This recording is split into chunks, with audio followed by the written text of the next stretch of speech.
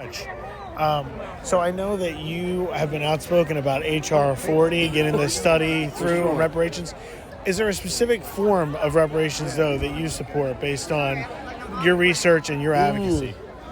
Well, you know what? I'm advocating for HR 40 to be passed and the commission to be formed so we can find out. Because I don't know how it's going to turn out. Actually, they're really good experts, and they all have maybe different ways to go about it. But either way, they're trying to get the same result, which is to restore the dignity to a people, but also help America really not only wrestle with the history, but also to repair.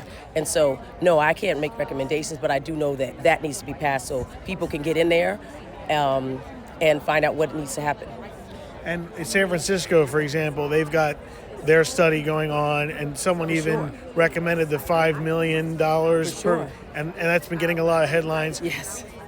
What do you think about that? Because that is, when you crunch the numbers, it's a big amount of money in terms of the budget, and would probably blow up the budget. What do you think about that recommendation? Well, I think that recommendation is actually too small. They can never give us the money that they owe black people for the destruction of our people. There's 2 million people at the bottom of the ocean that say so, and then the people who survived are here as a testimony for it. We shouldn't think of it as money. Money should be a part of it. There's no doubt. And when they did the reparation for the Japanese, that was done in a very small, span of time.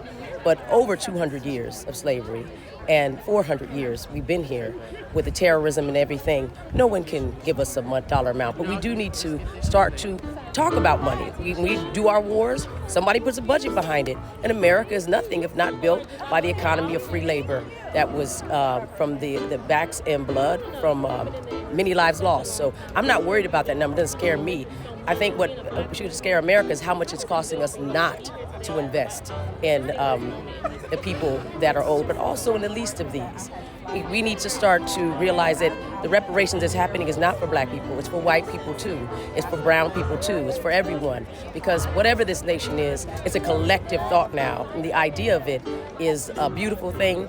But unless we start to think about how we can really be what America is supposed to have been when they thought about the Constitution, then there's no dollar amount that we should be willing to pay.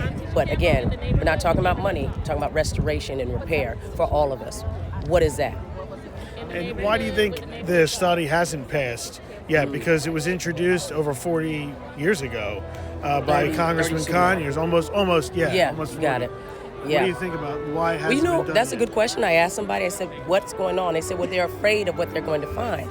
It's not just that you get to talk about reparations. They get the power and authority of Congress to go into the libraries and to the systems and ask them to open up their books and really look at how insurance was built, how Wall Street was built, how the economy was made, going into universities and seeing how they were built.